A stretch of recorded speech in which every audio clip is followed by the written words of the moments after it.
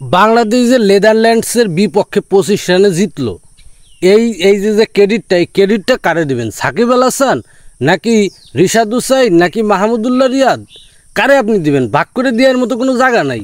এই সাকিব আল হাসান রে এই গতকালকে আমি দেখলাম যে সবাই বলতেছে যে সে বয়স হয়ে গেছে, সে অফ ফর্মে চলে গেছে, তার আর খেলার দরকার নেই, সে অবসর।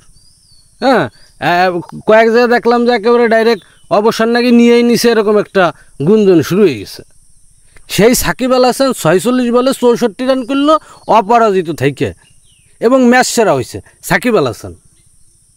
মানে এরকমটা কেন হইলো? এরকমটা হওয়ার কারণটা কি? এরকমটা কেন হইলো? এরকমটা হওয়ার কারণটা কি? কী জন্য এরকমটা হতে পারে যে একজন প্লেয়ার সে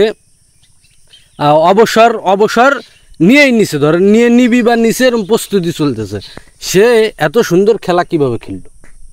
এই তারপরে ওই যে বিদেশি কোন ভারতের কোন প্লেয়ার যেন এটা নিয়ে সমালোচনা করছে যে সাকিব আল হাসান তার এখন অবসরে যাওয়ার দরকার। শুধুমাত্র এটা নিয়ে আমি কিছু কইলাম না, কারণ হলো তারা আমাদের বন্ধুরাষ্ট্রের বিরুদ্ধে কথা বলা ঠিক না, এই জন্যে আমি কিছু বললাম না।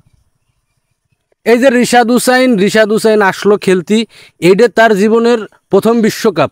এই প্রথম বিশ্বকাপে খেলতি নাই মিয়া, এই রিশাদ হুসাইন যে ধরনের পারফরমেন্স করছে, এর লিটন কুমার দাস এত বছর ধরে খেলতেছে, তার ভিতরে এতটুকু ধৈর্য সৌর্য কোনো কিছু তার ভিতরে দেখিনি।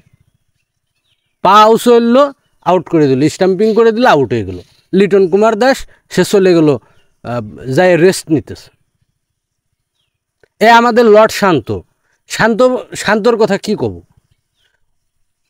অল্প বয়সে 3 ফরম্যাটের অধিনায়ক হয়ে গেছে, এর আসতে যাইয়া নাইমে 2-3 বল খেললে চলে গেল সে রেস্টে।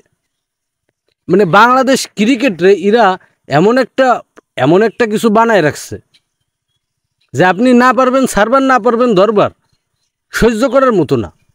যদি বিশ্বকাপ জিতে যেতে পারি তাহলে তো খুশির ঠেলায়, মানে কিছু আর করার নাই।